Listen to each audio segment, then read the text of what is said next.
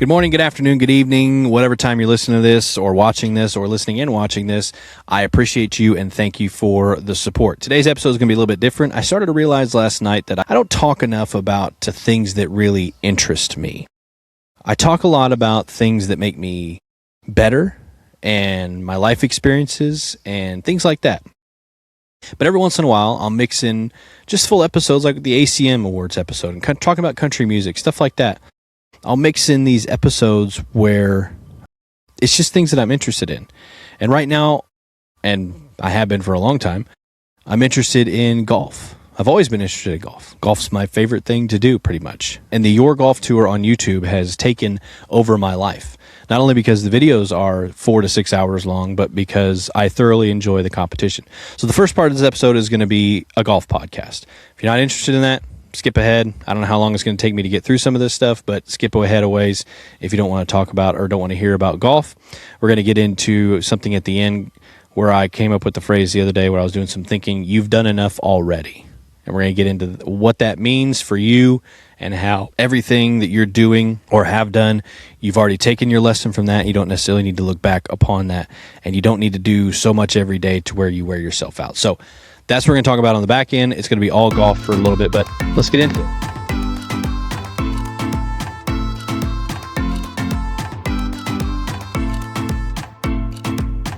All right, Your Golf Tour on YouTube. Your Golf Tour. Really, Grant Horvat, Garrett Clark, Wesley Bryan, George Bryan, Garrett Clark, Brad Dahlke. Sorry, the other one. Your Golf Tour. I think they knew what they were doing with the Y, because I don't think they could call it the YouTube Golf Tour. And I think they wanted to call it Your Golf Tour because you're the one that makes the views happen, which makes the money happen. Just because it's on YouTube as the platform, they don't necessarily want to give YouTube that control because they have created something now. The whole YouTube golf space is creating something so different and so crazy. And it's like a snippet into the minds of what PGA Tour professionals go through on a day-to-day basis. And every weekend that they play. It's a little snippet. It's a little look inside what they go to. And all these guys are regular dudes. They're great golfers. They're pretty much pros. But they're just regular dudes playing for some of the most money, if not the most money they've ever played for. So instead of having millionaires and billionaires play for millions and millions of dollars, we've got, I'm sure Grant Horvat's a millionaire, maybe more. But we got these other guys who are either almost millionaires or it's just different. These are just regular guys who created something from basically nothing using a game that they love. There was nothing like Your Golf Tour on YouTube. There was no Joe Schmo professional league like this. And now it is. Now they've created something great. So as I'm talking to you, fair warning, I still have about an hour and some change left on this particular episode. Where I'm at in it right now, and I'll go through and I'll break down some of these matches and some of my favorite moments from the first 2 episodes along with this finale. Event 1 finale, I think is what they're calling it. Right now where I'm watching the Your Golf Tour on YouTube, Micah Morris is 4 under, Garrett Clark is 4 over, they're on 15. And they're the first group, so everybody else is behind them on 14 or 13 or whatever. Micah Morris. Let me tell you something about Micah Morris and the Your Golf Tour on YouTube. Micah Morris and Garrett Clark, this might be the head case match of the century. You could not put 2 guys together that are more head casey or all over the place than these 2 right here. Micah Morris was 4 under within the first 4 holes. Then he got to 6 under. Now he's back to 4. And I understand that's golf. That just happens. Sometimes you get a hot start and then you just taper off, and that's the thing. But the thing that it's so funny is from everything that I've seen of Micah Morris, his biggest enemy on the golf course, like a lot of us, is his mental game. He just can't get out of his own way. He can't get out of his own head. And Garrett Clark is the exact same way. Garrett Clark can come up with every great shot in the book. He has every shot that you can think of and a lot that you can't think of because he's the only one that's ever thought of them. But Garrett Clark is a head case, and he knows he's a head case. Micah Morris is trying to fight the fact that he's a head case because he's a better golfer than someone who has this much going on upstairs. But the funniest part about this match is Garrett Clark, I think he's happier whenever everybody else is having a good time on the golf course than he is. He serves. Garrett Clark is a service guy. He would rather Micah Morris go out and shoot 8 under and he shoot 12 over and Micah have a great time and everybody love on it. Just like he had the chance to speak up to play alternate shot in the other 9 holes. Thank God he didn't, because we got one of the greatest holes, not only on YouTube, but just in golf in general, for alternate shot between Peter Finch and Ben Hayden. But Garrett Clark goes out there and basically says, you know what, I don't think my game's quite there. I think Peter Finch's game is closer to being there compared to what we saw this morning, and I think he's the right. He just was like, he laid himself out on line, but that's just how he is. And they tried to say something in the very first episode about how this isn't really possible without GM Golf, without Garrett Clark. And he just kind of brushed off. He's a service guy. And I think that's a common thread among all of these guys. Because I'm sitting there wondering, where's Rick Shields? Where's Fat Perez? Where's some of these other golfers? And maybe there's reasons why that they're not there. And maybe there's good reasons. Maybe they didn't want to be. So you wonder where some of these other golfers are that, I don't know all the ins and the outs. I don't watch every single video, but you wonder where some of these names are. And it got me to thinking, maybe of the 16 guys on the Your Golf Tour on YouTube that were selected or that agreed to play on this tour, at least for this first season, it's documented that they are all very Chrysler, very religious. We've seen videos of Chance Taylor and even Luke Kwan and Wesley Bryan and Garrett Clark and George Bryan. And, of course, Grant Horvat has talked about his faith and that sort of thing. We've seen all these guys discuss their faith, and they've mixed it in their videos. Maybe not a lot. Maybe not overly abundant. I know there's some golf creators out there that do, probably more so than others. But the fact that the Your Golf Tour on YouTube has mixed these 16 guys together, unless I'm missing somebody, these are all guys that are very faith-based, and they talk about that. Maybe not a lot, but enough to know that that's what they are. So maybe that's a big reason why they're all together. I would love to get the architects on the show, because there are so many behind-the-scenes questions that I want to ask the Your Golf Tour people that's on YouTube right now. I would love Grant Horvat, Wesley Bryan, Brad Dahlke, George Bryan, whoever else wants to talk about it. No big deal, right? Just come on my podcast whenever you get the time, whenever you get the chance. We'll discuss behind the scenes, the idea behind putting the teams together so that they all pick each other up versus putting opposing teams together on the scramble and the alternate shot stuff, or the idea of the way that it's formatted and just the group, the roster, everything that comes in with this. There's so much, I feel like, psychology behind it, or maybe they're just all bullshitting and throwing it together and they just have no idea. I don't know, but I would like to discuss it. So if any of them guys from the Your Golf Tour on YouTube want to come on the show to discuss, be glad to have you. Grant Horvat, Brad Dahlke, Wesley Bryan, George Bryan, anybody, any of them that want to come talk. Garrett Clark, especially. Speaking of Garrett Clark, Micah Morris, they're the first match. Micah is 4 under, Garrett Clark is +4. I am on 15. I still got an hour and some change left of the video to watch. Garrett Clark. Oh, we already discussed him and how he's a service guy. He just wants everybody to have a good time. But I'm interested to see how he finishes his round, because he deserves to just keep on winning. But sometimes he just doesn't. The next match, the one that right now is looking like it's going to be the decider between who wins this finale. Again, I haven't finished it quite yet. Roger Steele has that blow-up hole. I think he got 7. He had another blow-up hole. Peter Finch, he's starting to tail off a little bit. They're on hole 14 currently whenever I'm watching it, with an hour and change left on the Your Golf Tour on YouTube. But I don't know if Roger Steele has really talked a lot on his social media about this, which I'm not going to be clipping a bunch of stuff together. I may put an occasional shot that I'm talking about in whenever I clip this and put this on all my socials. But as far as the whole podcast, I'm just going to let those guys' social media do what they're supposed to do and not try to pull and clip views. Now, if the YouTube golf clip world wants to take this commentary and put the Your Golf Tour on YouTube and the shots and the live feeds, as long as there's no QR code for Tacoma over it, along with my commentary, I would gladly let you do that. As long as you shout me out, that's all I care about. So Roger Steele, I don't know if he's talked about it a lot, but he has not played his best golf during the Your Golf Tour on YouTube so far. And I think Peter Finch I saw a comment where he said that he gave him some words of encouragement.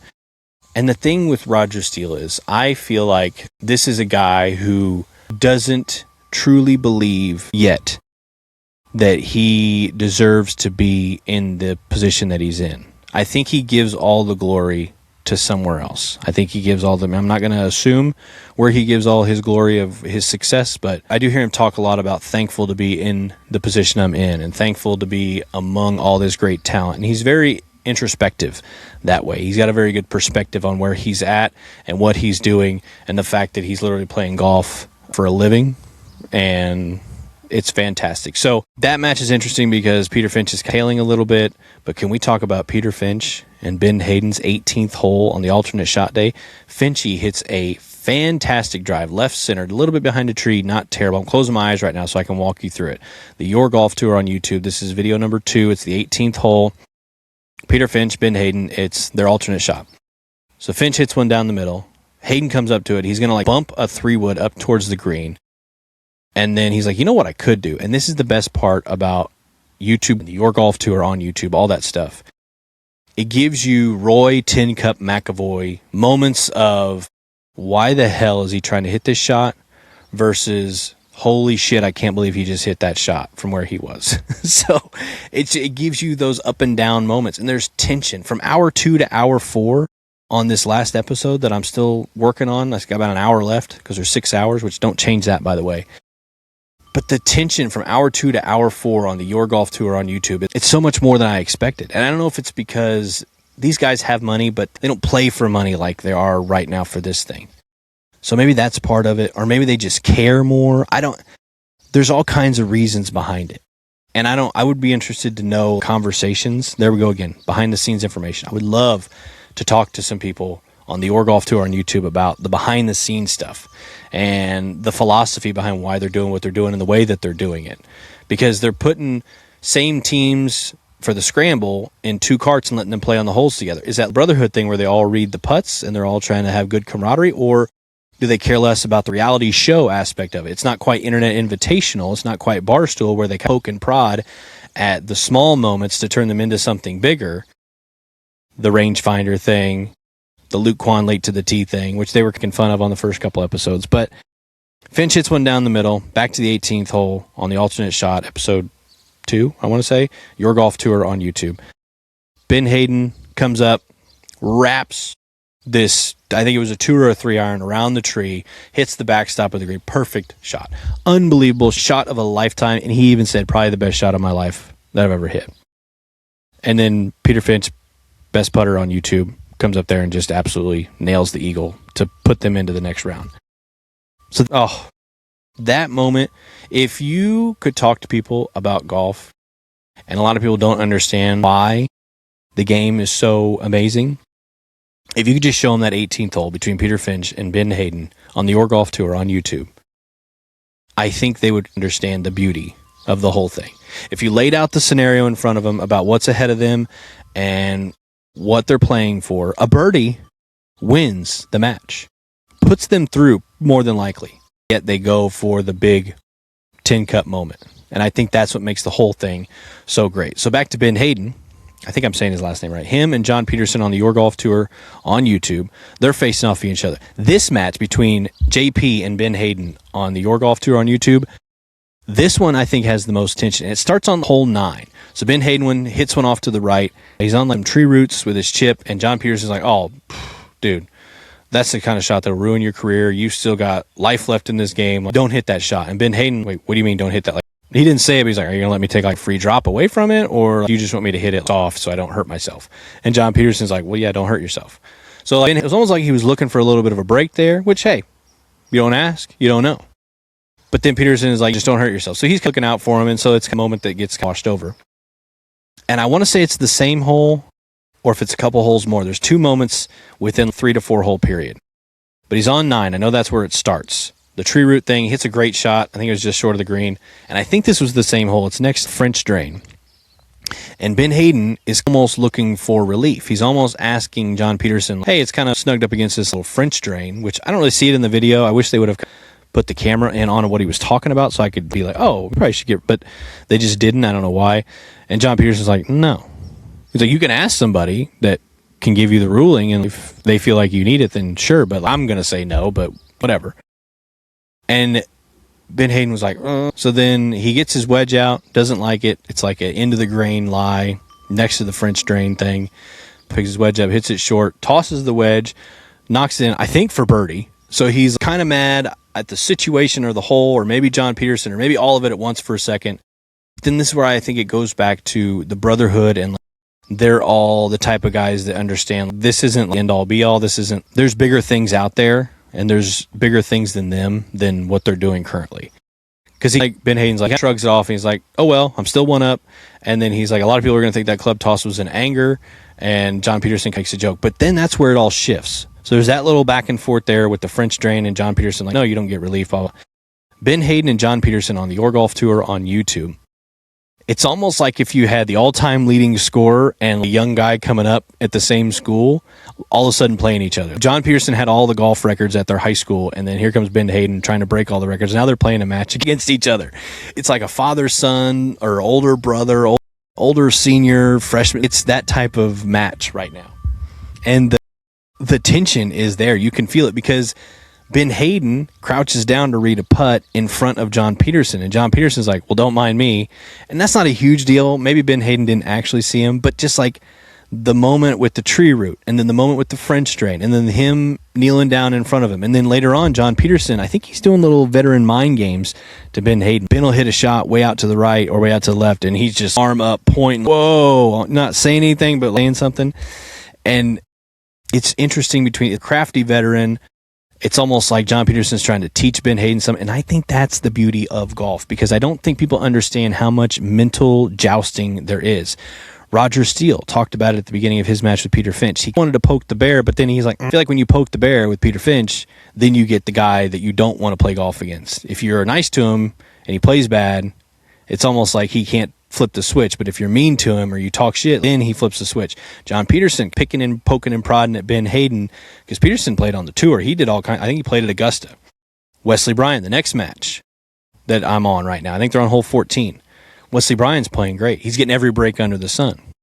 I don't know how the match is going to end. Sean Walsh is a great golfer. But Wesley Bryan, being kind of the crafty former pro type, his is a mouthpiece. John Peterson is quiet. It's very subtle. It's very like very golf gentleman, southern gentleman type. Wesley Bryan is very this. Just when you think, Sean, you've got a 2-shot swing, I get the greatest bounce in golf history.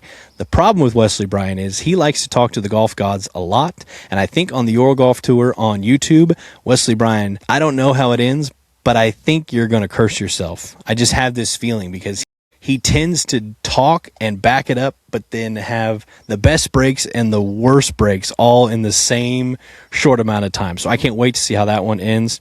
And then the last match, Brad Dahlke is literally a silent assassin. John Peterson, very subtle, crafty type veteran, playing little games, pointing way out whenever his opponent hits the shot off, not giving him relief when maybe he could have, little tit-for-tat type thing. Wesley Bryan, he's the mouthpiece. Just when you think you got a 2-shot lead, I make that putt, or I do this, and then I'll tap from about 10 feet away. And then Brad Dahlke, silent assassin. Ryan Ruffles said it best without saying it. He said, I've got to hit a better shot from here on out every time than Brad. So it's an uphill battle, basically. And then after he said it, Brad Dahlke hits one to like 6 feet. And Ryan Ruffles, I basically have to put one in the hole now, because Brad Dahlke is just, he's building something in this round that I'm watching. And he's just this smart, silent, he's a killer. He's an absolute killer on the Your Golf Tour on YouTube.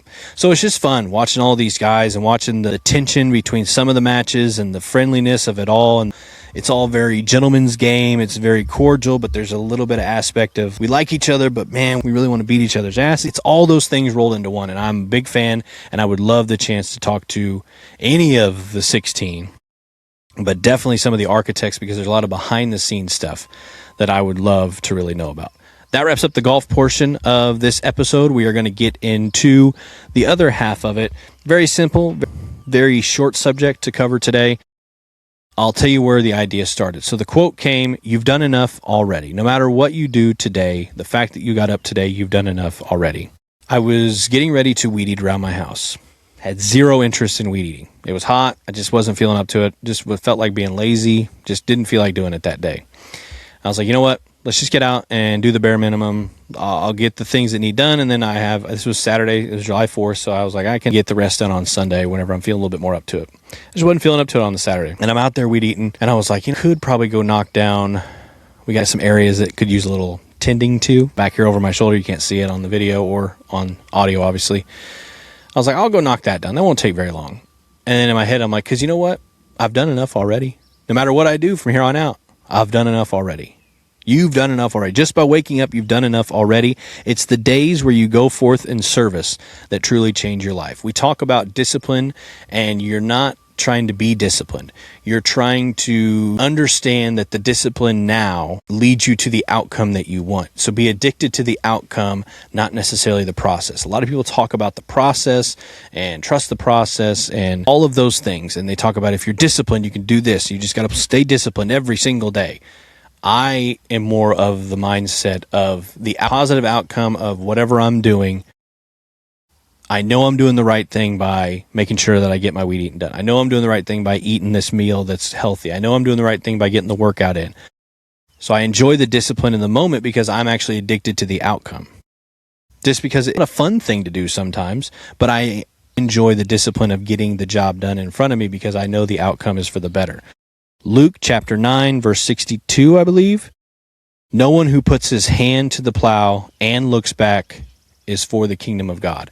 I take that more so as you can look back, but don't look back in anger. Don't look back in pride. Don't look back in shoulda, I wish, I could have done, all those things. When you look back with the sense of what I accomplished behind me, I've already taken what I needed from that life lesson. Time to go to the next thing. I've got this goal in mind. I've got this outcome that I'm addicted to. The discipline is in the moment. It's not necessarily me being disciplined. It's more me loving the outcome of the positive thing and the good thing that I know I'm supposed to do. Why look back when you've already taken what you've needed from that lesson? Because nothing is a mistake. Everything is a learning experience. So going forward, you make your own way. You create, you change, you question, you advocate, you do all those things. You make your own way forward because you only get one life to live. So make sure you go out there and live your best life because in the end, all you have is your name, and a name is what you make it. So you might as well make it your own way. Hope you enjoyed the episode. Like, subscribe, share the episode. I'm going to be putting clips out. I'm going to go finish right now the last hour and change of the Your Golf Tour on YouTube episode that I'm trying to watch, the finale. And if you check out all my social media, I'll have all my reactions from all of that, that particular show. I love it. I want to be the commentator. I want to be out there, and I want to be the one that talks about it. I want to have the talk show afterwards. I want to get the guys to sit down. I want to be the Nance of the Your Golf Tour on YouTube. So Grant Horvat, Wesley and George Bryan, Brad Dalkey, we have a lot in common. Not golf, because I'm not very good, but I'm a good time. I play fast. And I putt like, subscribe, go watch the Your Golf Tour on YouTube, share the show. Hopefully you enjoyed the show, and we'll see you next week.